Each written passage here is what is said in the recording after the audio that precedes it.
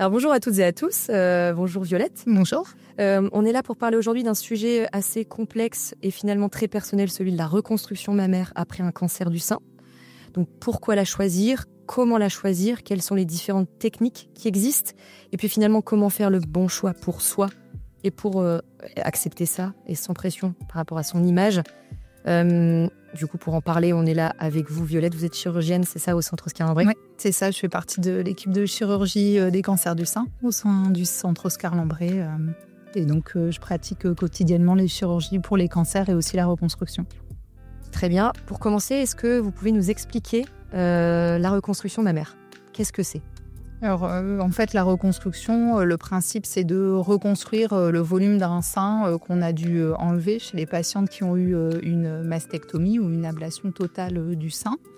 L'objectif, c'est de recréer un volume, de se rapprocher au mieux du sein qui était avant et aussi d'harmoniser. Souvent, on a besoin d'harmoniser le sein reconstruit avec le sein restant pour que ce soit plus symétrique pour les patientes. D'accord. Et du coup, il existe plusieurs types de reconstruction mammaire ? Oui, tout à fait. Alors déjà, il y a, selon le moment où est fait cette reconstruction, on peut soit décider de faire la reconstruction mammaire tout de suite, c'est ce qu'on appelle la reconstruction mammaire immédiate, ou de la faire plus tard dans la suite du parcours de soins. En général, une fois que les traitements sont terminés, c'est ce qu'on appelle la reconstruction mammaire différée, ou secondaire. Et au sein de ces différents types de reconstruction, il y a plusieurs techniques qui sont possibles en fonction du souhait des patientes et des possibilités également. D'accord. Alors, vous parlez de techniques. Est-ce que vous pouvez m'expliquer justement quelles sont les différentes techniques ? Alors, globalement, il y a deux grandes familles de reconstruction. Il y a les reconstructions par prothèse. Donc ça, c'est généralement la majorité des reconstructions qu'on fait actuellement. Plus de 60% des patientes au centre, mais aussi en France, choisissent ce type de reconstruction.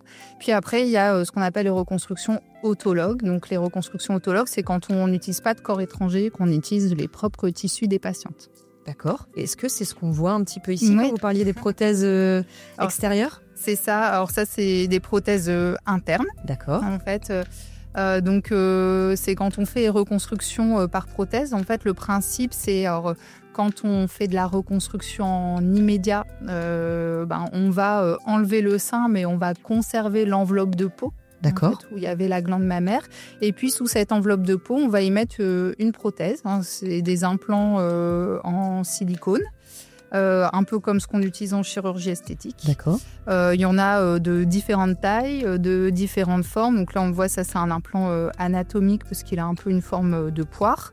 Mais après, on a des implants ronds. J'imagine que du coup, vous adaptez aussi en fonction de la forme du sein de la patiente. Exactement. Ouais, la forme, on prend des mesures pour choisir le volume aussi de la prothèse. Et puis, il y a un dernier type de prothèse qu'on met moins souvent, mais qui sont ce qu'on appelle des prothèses d'expansion, des expandeurs. C'est des prothèses qu'on peut après gonfler en post-opératoire. Souvent, on les réserve aux patientes qui ont un fort volume mammaire ou des tissus fragiles.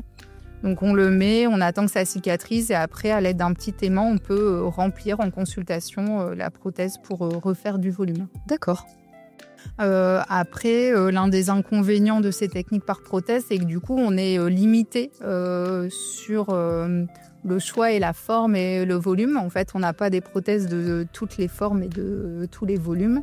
Donc, ce qui fait qu'on ne peut pas reconstruire un sein à l'identique. En général, en reconstruction, on ne peut jamais reconstruire non plus un sein à l'identique, mais c'est vrai qu'avec la prothèse, on aura quand même toujours un petit aspect pas forcément très naturel, un peu figé, un sein un peu ferme. En particulier, quand on a un sein encore normal de l'autre côté, des fois, c'est un petit peu difficile de faire une bonne symétrie entre les deux. Mais l'avantage, c'est qu'on ne fait pas de cicatrice en plus et que la convalescence est généralement un peu plus facile et rapide quand on met une prothèse. Et donc, tu me parles de cicatrices en plus, cicatrices supplémentaires, parce qu'on en fait quand, par exemple, on utilise une technique de reconstruction par lambeau. Oui, exactement. En fait, le lambeau, le principe, c'est d'aller prendre un autre morceau, on va dire, pour parler un peu crûment. On prend un autre morceau de graisse, de peau ou de muscle ailleurs, et puis ce morceau, on va aller le mettre pour refaire le volume du sein. Nous, ce qu'on utilise beaucoup comme technique, c'est les techniques avec le lambeau au niveau du dos. Donc, lambeau dorsal, on prend de la peau, de la graisse et une partie du muscle grand dorsal qu'on va après venir basculer sous la peau du sein pour refaire le volume du sein. Et après, il y a d'autres techniques. On peut prendre la graisse abdominale, ce qu'on appelle le lambeau libre abdominal ou le DIEP, qui est réservé aux patients qui ont la morphologie aussi pour le faire. C'est-à-dire qu'il faut quand même avoir un petit bourrelet sous le nombril pour pouvoir faire cette technique-là.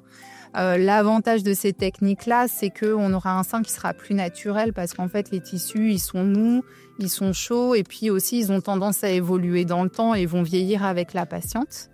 Mais c'est sûr que ça impose forcément des cicatrices complémentaires. Et puis, par exemple, pour le lambeau dorsal, ça implique derrière de faire une bonne prise en charge de kiné pour récupérer complètement au niveau de la mobilité. Et puis après, il y a une dernière technique qui se développe, mais qui est un peu plus marginale, c'est la technique par graisse exclusive.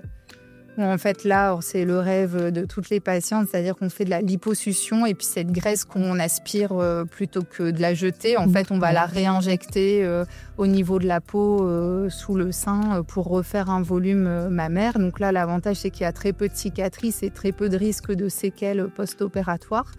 Mais par contre, ça impose quand même pas mal de chirurgie répétée parce que la prise de graisse, elle ne se fait pas en une fois. Donc, il faut faire plusieurs séances pour avoir un volume satisfaisant. Donc, on peut décider finalement de faire cette reconstruction mammaire à différentes étapes du parcours. On n'est pas obligé de se dire tout de suite oui, je veux la faire ou non, je suis ferme et définitif. D'accord. Globalement, la reconstruction, quand on la fait tout de suite, alors des fois, c'est pas possible. C'est pas possible parce qu'il y a des contre-indications d'ordre médical liées parfois à la maladie, au type de cancer du sein. Il y a certaines femmes qui ont des atteintes au niveau de la peau ou des protocoles de soins qui vont faire que peut-être il y aura une contre-indication en reconstruction.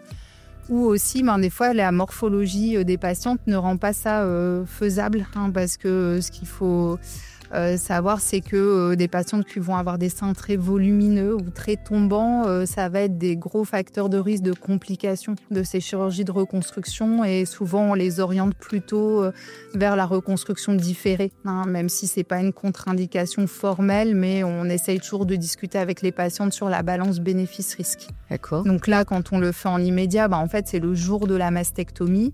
Mais ça ne veut pas dire non plus que la reconstruction, elle va s'arrêter à une chirurgie. Souvent, le parcours de reconstruction, c'est aussi plusieurs interventions pour faire des retouches. On n'arrive pas à avoir le super résultat joli en une seule fois. Ça impose de faire des retouches, mais ça permet à la patiente de se réveiller avec déjà un volume mammaire. Et après, l'autre possibilité, c'est de le faire plus tard. Donc souvent, une fois que les traitements sont terminés, alors c'est possible en cours de traitement d'hormonothérapie par contre, mais on ne le fait pas pendant la chimio, on ne le fait pas pendant la radiothérapie. Et donc là, on discute. Alors, des fois, ça permet aux patients d'avoir eu plus de temps, justement, pour réfléchir, pour décider du bon choix de technique, parce qu'en immédiat, on est un petit peu pressé par la prise en charge du cancer et souvent, c'est des décisions qui vont un peu vite. Quand on le fait en secondaire, on a plus le temps de se revoir en consultation avant l'intervention. Et puis aussi, ça permet des fois aux patientes de choisir le moment où elles se font reconstruire parce que, comme je l'ai dit, c'est un parcours en plusieurs étapes. Il y a plusieurs interventions, il y a de la convalescence et puis des fois, ça tombe pas bien de le faire en immédiat parce que soit les patientes vont avoir des protocoles lourds et sont fatiguées, n'ont pas envie de se rajouter une charge, soit sur le plan de la vie professionnelle où il y en a qui ont des enfants en bas âge et qui ont envie d'être opérationnels assez vite après la chirurgie et qui vont faire leur reconstruction plus tard, quand elles auront le temps. Donc vous nous expliquez que ça se faisait en différentes étapes. Est-ce que vous pouvez m'en dire un petit peu plus sur ces étapes justement ?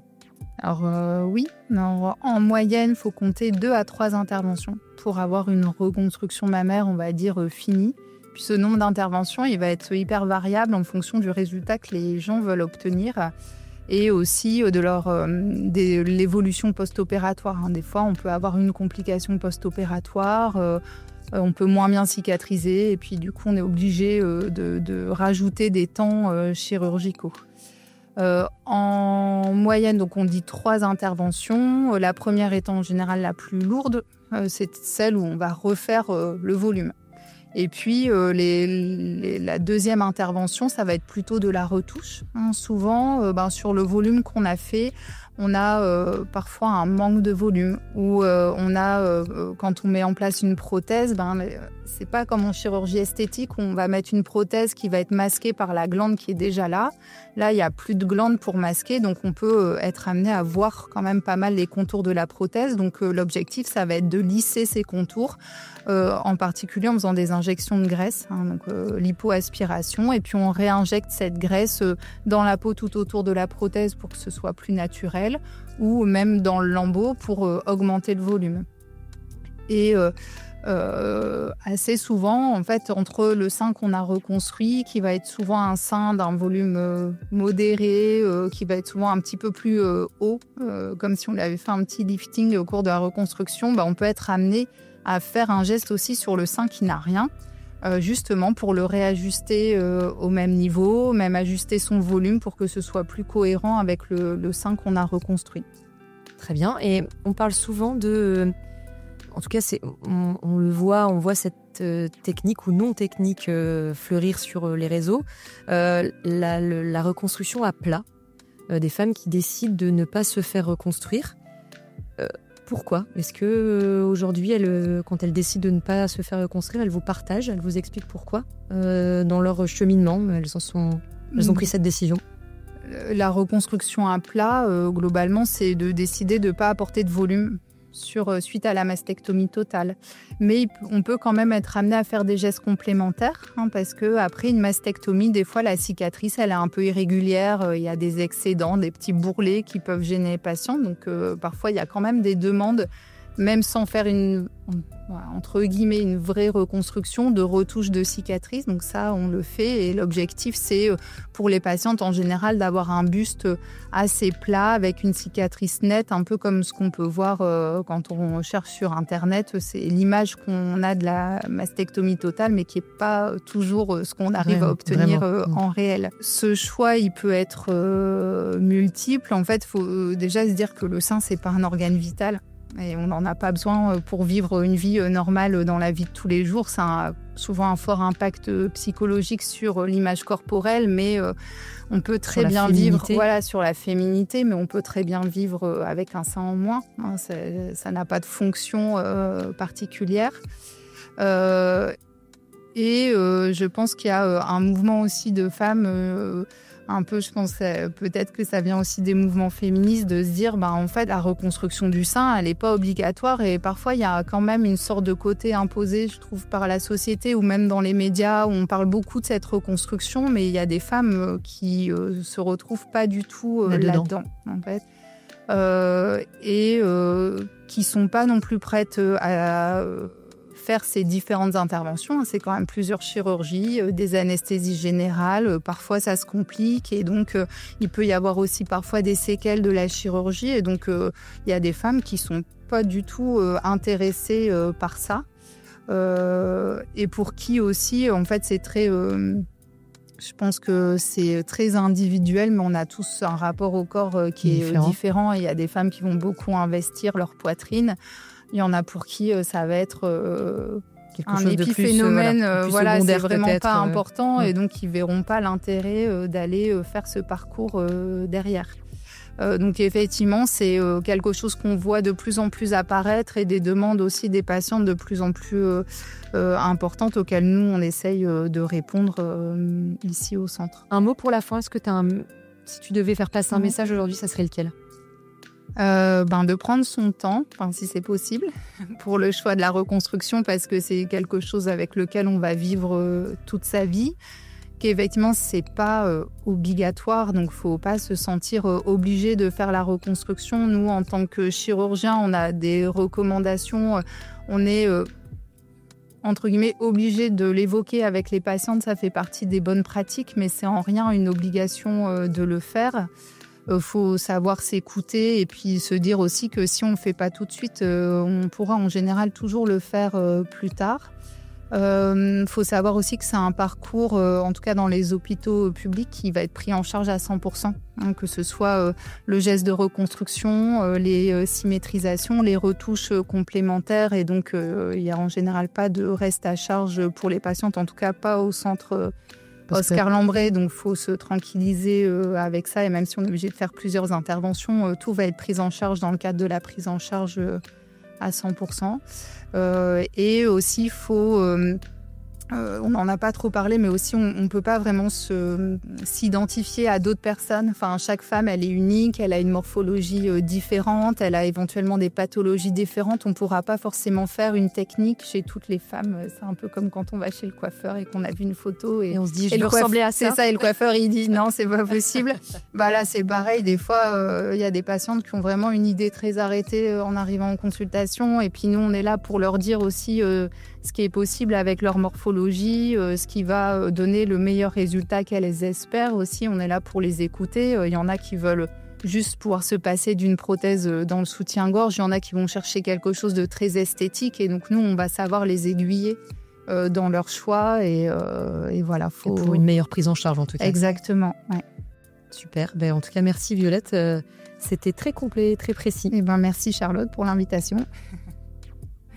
Merci à tous d'avoir écouté notre podcast. Si vous l'avez apprécié, n'hésitez pas à mettre 5 étoiles. Retrouvez l'ensemble de nos podcasts sur notre chaîne pour en parler sans tabou.